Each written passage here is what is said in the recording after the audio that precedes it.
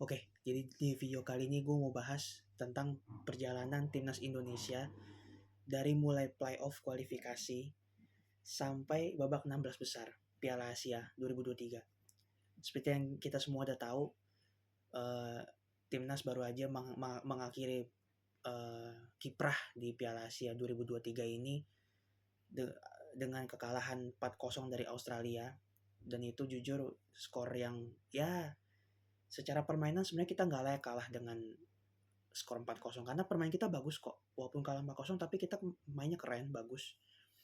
Dan Australia bahkan di babak pertama tuh selalu kita tekan, selalu kita press. Cuman di babak kedua memang Australia yang lebih relatif untuk menekan. Tapi secara permainan kita nggak buruk. Maka dari itu bahkan gol yang gue anggap hanya gol kedua dan gol ketiga dari Australia. Gol pertama dan gol keempat buat gue itu harusnya nggak gol itu. Jadi the real score menurut gue Australia cuma menang 2-0 aja. Tapi gue nggak mau bahas tentang match Australia Indo karena yang gue mau bahas di sini adalah mengenai perjalanan timnas dari playoff kualifikasi Piala Asia melawan Chinese Taipei sampai babak 16 besar melawan Australia. Karena setelah gue pikir-pikir perjalanan kita tuh sangat panjang di Piala Asia ini. Gue langsung mulai aja ya. Jadi kita tuh bahkan harus memulai Piala Asia ini tuh dari playoff kualifikasi. Bukan kualifikasi ya, tapi dari playoff kualifikasi. Kenapa?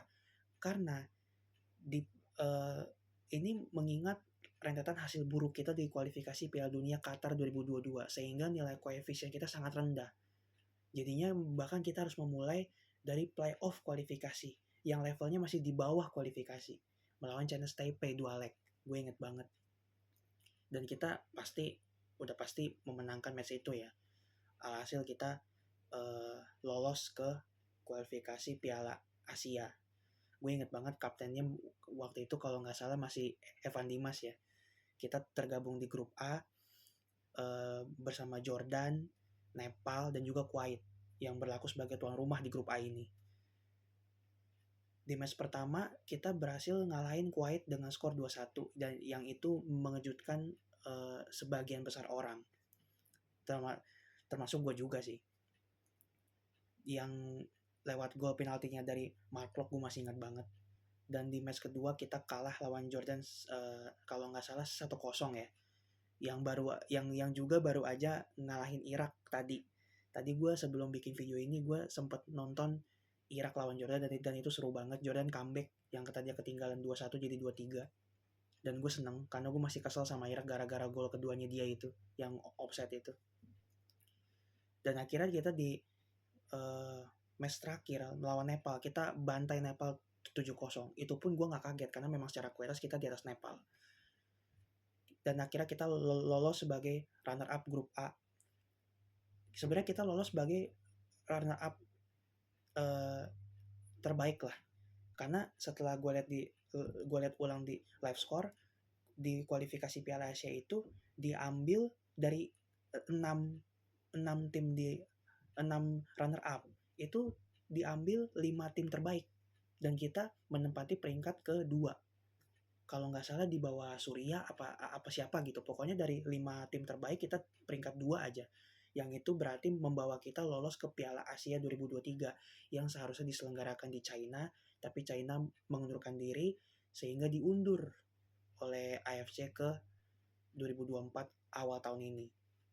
Dan mainnya di Qatar yang nanti juga akan jadi tuan rumah Piala Asia U23. Nah di Piala Asia U23 ini FYI aja, di Piala Asia U23 ini kita segrup dengan Qatar yang notabene tuan rumah. Lalu setelah itu akhirnya kita tergabung dalam grup D. Kita tergabung dalam grup D di Piala Asia. Segrup lagi sama Irak dan Vietnam yang kita juga udah segrup sama mereka di kualifikasi Piala Dunia. Dan dapat tambahan lawan paling kuat di grup ini yaitu Jepang. Gue masih ingat banget yang gue bikin video yang judulnya Vietnam, Jepang, Irak terlalu superior bla bla bla itu. Yang gue nggak nyangka juga itu bakal view-nya tembus 2000-an. Padahal gue sama sekali nggak nyangka. itu banyak yang di video itu juga banyak yang kegocek karena di komennya kalau lu perhatiin tuh banyak head comment. Itu gue cuman ketawa aja pas baca head commentnya karena berarti gue bilang berarti banyak yang kegocek sama judul. Karena gue sama sekali enggak pesimis kok dengan timnas. Gue kan bilang di video, gue optimis kita 60% ada peluang lolos kok. 60% loh. Itu angka yang cukup tinggi. Itu persentase yang cukup tinggi. Itu masih di atas 50%, ya kan? Dan alhamdulillah puji Tuhan yang terjadi yang 60% itu kita lolos ke babak 16 besar, ya kan? Faktanya begitu. Diawali dengan kita melawan Irak. Kita kalah 3-1 walaupun gol keduanya itu sekali lagi itu kontroversial. Irak pun tadi baru tersingkir dari Jordan. Lalu kita melawan Vietnam. Kita menang 1-0 lewat golnya Asnawi dan itu kita memang sangat layak menang karena secara permainan kita jauh dari Vietnam. Jauh, terutama di babak yang pertama ya. Lalu lawan Jepang ini kita udah nothing tulus. Menang syukur, kalah bagus. Menang syukur, seri bagus, kalah ya udah karena memang kita beda level ya kan. Dan kita hanya kalah 3-1 loh. Bahkan itu pun gara-gara mental kita yang udah jatuh karena Jepang dapat penalti di awal, di menit-menit awal itu. Kalau nggak ada penalti itu mental kita kan pasti masih naik nih karena skor masih seri, kita masih bisa fighting. Itu bisa aja babak pertama seri itu, bisa aja babak pertama seri karena Jepang juga dibilang mainnya bagus untuk tim kelas dunia, mainnya nggak di bawah ekspektasi gue. Justru Jepang mainnya terlalu banyak gaya, terlalu stylish lah, nggak kayak Jepang yang ngotot dan fightingnya gede gitu, enggak. Dan akhirnya kita kalah dari Jepang. Kita hanya bisa mengumpulkan 3 poin. Ya harusnya 4 poin sih. Harusnya kan lawan Irak tuh seri itu. Tapi ya udah, faktanya kita hanya mengumpulkan 3 poin dan kita lolos sebagai peringkat 4, tim keempat dari peringkat 3 terbaik. Yang gagal lolos kan Oman sama China kan. Nah, di babak 16 besar ini kita ketemu Australia yang mainnya juga nggak bagus. Bahkan di babak pertama juga Australia tuh sama kayak Vietnam. Di babak pertama mereka juga kita obok-obok juga. Walaupun di babak kedua relatif memang mereka yang lebih banyak menyerang seperti tadi gue bilang. Makanya gue walaupun memang timnas kalah dari Australia di babak 16 besar Piala Asia, tapi secara permainan tuh kita nggak buruk gitu loh.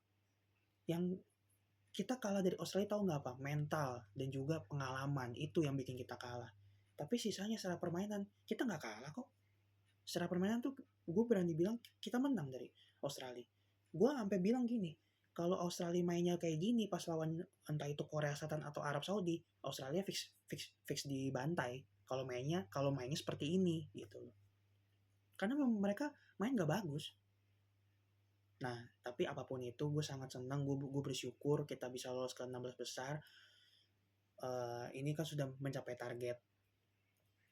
Tim ini tuh masih muda loh, ingat tim ini masih bisa berkembang lagi karena tim ini masih sangat muda, bahkan tim termuda di Piala Asia ini. Nanti ketika Piala Asia 2027 di Arab Saudi, tim ini bisa melaju lebih jauh loh. Selama memang progresnya benar, di jalan yang benar. Perkembangan yang dihasilkan tuh bagus gitu. Baik pemain-pemain yang diaspora, keturunan, naturalisasi maupun yang lokal. Semua harus didukung.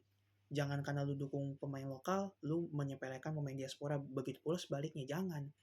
Mereka semua itu pemain timnas, mereka semua tuh orang Indonesia, mereka punya hak untuk membela timnas Garuda. Jangan dibeda-bedakan. Mereka aja bersatu kok. Masa kita yang supporter malah terpecah belah cuma gara-gara hal sepele begitu doang.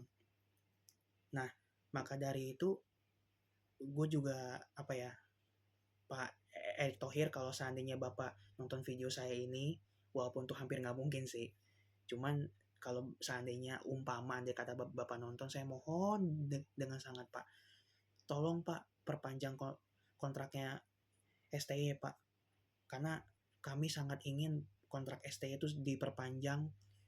Kami semua pengen timnas terus dilatih Sintayong senggangganya sampai 2027, sampai udahan Piala Asia 2027 di Arab Saudi. Karena timnas ini sudah berada di jalan yang benar, Pak. Timnas ini sudah berada di progres yang benar. Sehingga kami sangat ingin Sintayong tuh kembali melanjutkan masa kepelatihannya itu di Indonesia, Pak. Karena kan kalaupun seandainya Sintayong anggap amit-amit ya, pahit-pahitnya dipecat, apakah ada jaminan bahwa pelatih yang nanti akan masuk ini mampu membawa perkembangan yang signifikan buat kita? Kan belum tentu, Pak. Gambling juga. Mendingan yang udah ada aja dulu, Sintayong dulu, Pak. Gitu. Saya harap suara saya sebagai rakyat, ya semoga aja didengerin ya, Pak ya. Tapi intinya gue sangat bangga sekali lagi. Tim ini masih punya waktu banyak untuk berkembang. Nanti ketika 2027 mereka akan lebih matang. Dan jangan lupa, kita masih punya match kualifikasi Piala Dunia. Ada 4 match lagi, 2 kali lawan Vietnam kandang dan tandang, dan 2 kali lawan Filipina dan Irak. Itu nanti 2 match terakhir itu nanti mainnya di kandang semua. Gua harap dari 4 match ini kita bisa sapu bersih semua match, 12 poin kita raih, sehingga kita ada kans lebih besar untuk lolos ke putaran ketiga. Syukur-syukur kita jadi juara grup, tapi kalaupun nggak bisa, seenggak-enggaknya jadi runner up gitu loh. Ya semoga aja begitu. Yaudah, gue pikir segitu dulu aja video gue. Mungkin nanti gue akan bikin video lagi bulan Maret untuk timnas ya, karena kan timnas baru akan main lagi kan bulan Maret. Nanti bulan April Mei juga akan ada Piala Asia U23. Semoga timnas U23 nanti juga bisa memberikan hasil yang terbaik, minimal bisa seperti timnas senior yang lolos ke babak 16 besar. Syukur-syukur bisa tembus semifinal dan minimal juara 3. Kenapa? Supaya bisa mewakili Indonesia di Olimpiade Paris. Karena nanti timnas U23 yang lolos ke semifinal bahkan juara 3, 2, dan 1 di Piala Asia ini akan mewakili negara Asia untuk bertanding di Olimpiade Paris 2024 cabang sepak bola. Oke, segitu dulu. Bye. Ciao.